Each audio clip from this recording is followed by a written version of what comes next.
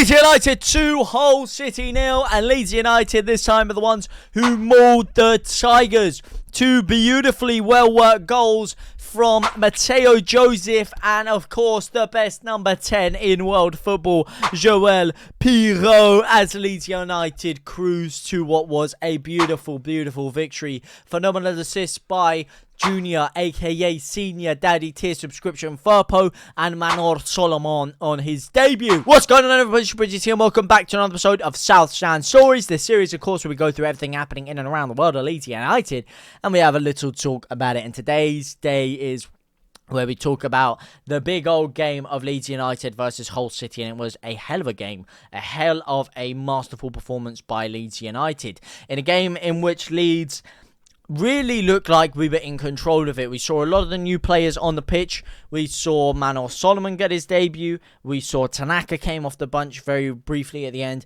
And we also saw Ramazani get a good 20 minutes or so under his belt as well. So it was a good offing in terms of seeing some of the new players and how they would perform. And boy, did the team look like it was gelling very, very well. There was still a couple of alarming moments in the game. I thought defensively we looked a little bit suspect at times. We almost gave away a couple of goals, which we really, really shouldn't have, with some suspect kamikaze defending. Some people were pinning the finger on Joseph Rodon. I thought I wouldn't blame him solely, but he did make a couple of blunders in there. Jayden Bogle at times was a little bit haphazard in terms of his defensive tracking. One of the times especially where instead of stopping his man from cutting in, he decided to moonwalk over to the touchline and almost let him rip one out, rip and ship it from about 20 yards, which did whistle over the crossbar. And if it wasn't for Melier, who's come under a lot of slack recently, a lot of stick recently, should I say, not slack, is making a couple of great saves, it really could have looked ropesy for Leeds United in there. But alas, we move and we did get the W and we did control a lot of the portions of the game. First half, we started off pretty damn electric, the same way that we have in a lot of games recently.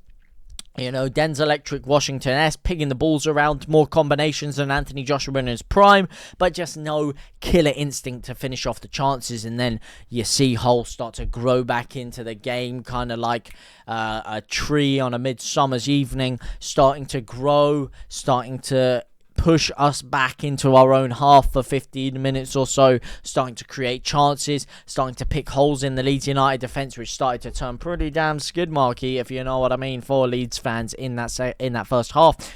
But by the end of the first half, we took a little bit more control of the game. We took a couple of deep breaths, bit of poise, bit of composure, started picking our balls around a little bit, but still just a little bit too slow in the final third. Not quite hitting the counter-attack with that velocity that we needed. We were slowing things down a little bit too much and just really stopping ourselves from pushing through the whole defense. Now, second half, on the other hand, different story. We came out with big levels of control in the game. Solomon, who I thought was good in the first half, but my only criticism was that I felt like he could have taken his man on a little bit more. He was going a little bit too sideways and a little bit too backwards for me. But second half, different story. He's attacking them down that left-hand side. A lot of the times that he does get the ball, he was always causing danger there. Firpo with a couple of great overlapping runs as well. And we're just picking them apart. We're cooking, we're marinating them. We're putting the salt on. We're putting the olive oil on. We're slathering them around, massaging the meat in a bit. The meat of Hull City, the tiger meat, shall we say. And then eventually we decide to cook them through Manor Solomon down the left-hand side of the pitch with an absolutely simmering run to perfection down the left side. Shimmies, sends his man to the corner shot for a packet of Haribos, pings down the line and puts in an absolute picture of a ball to Matteo Joseph with a great run, timed so perfectly that Rolex wanted to give him a sponsorship. He slots it in the back of the net beautifully. And then Leeds really looked in control. If there was any side that looked like scoring after that, it was Leeds. Leeds were looking for a second, for a third, for a long time. And then it happened in the 80th minute or so. Firpo makes a storming run down the left-hand side with the ball, plays the 1-2, drives in behind, and he gets the return ball. And this ping was so perfect. Roberto Carlos must have posters of Firpo on his wall because that ping was beautiful. Such whippage to it, such curl, more pizzazz than a ballet dancer, and it finds JP10 Joel Piroes, the best number 10 in world football, who puts his head up and he calmly slots it into the back of the net. It was a phenomenal goal, and I don't want senior Firpo's play in that to be underestimated, because that was the run of the century, mate. Usain Bolt would be envious of a run like that, and the ball in, oh, it was KDB-esque, mate. That guy could assist a virgin in a nightclub full of supermodels, mate. He is phenomenal. That kind of precision pass, the pace on it, the power on it, the weight was just perfect. And for Piroes, it would be rude not to slot a ball like that, but it was still a good time run. He took it down beautifully, and he did slot it in the corner calmly. Should have been more than 2-0 in the end, if I'm being honest with you. Nonto missed quite a few chances in the first half there.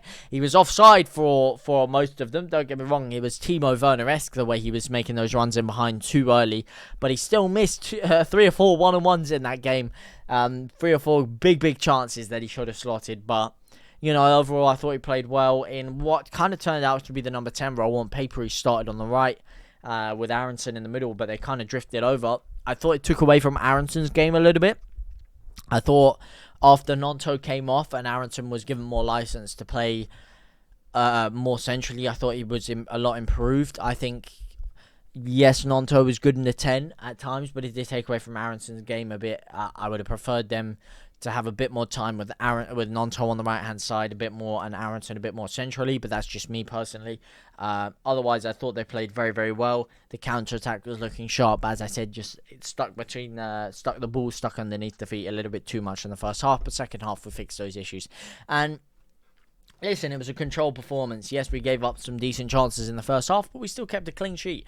And if we carry on like this, moving forward, only positive signs for me for Leeds United. Only positive signs with the players that we do have in the squad. Let me know what you guys think, though. Were you guys as impressed as I was? Do you think that's positive signs going forward? Do you think you would keep the starting lineup the same next game? Would you change it? Manor Solomon, I'm pretty sure he impressed a hell of a lot of you lot. Everyone I was speaking to seemed to be all over Manor Solomon and his great performance, and deservedly so, because he was phenomenal. Ramazani, when he came on, did look sharp, but again, not quite enough time to impact the game. But he almost got himself involved in a goal there. Shimmying in and around the box, he looked sharp, and hopefully more to come from him. I'm not going to judge him or Solomon positively or negatively just yet. Same with Tanaka and Schmidt when he gets some time, because it is too early to tell. I like to give players about 4 or 5 games, and then after that, you know, I'll be like, okay, now we can assess how you are going to perform for Leeds United for the remainder of the season. But it looks like it could be a good season, and Leeds could be cooking. Another clean sheet, another win, and Leeds United move onwards and upwards. Burnley dropping points today as well, which is beautiful.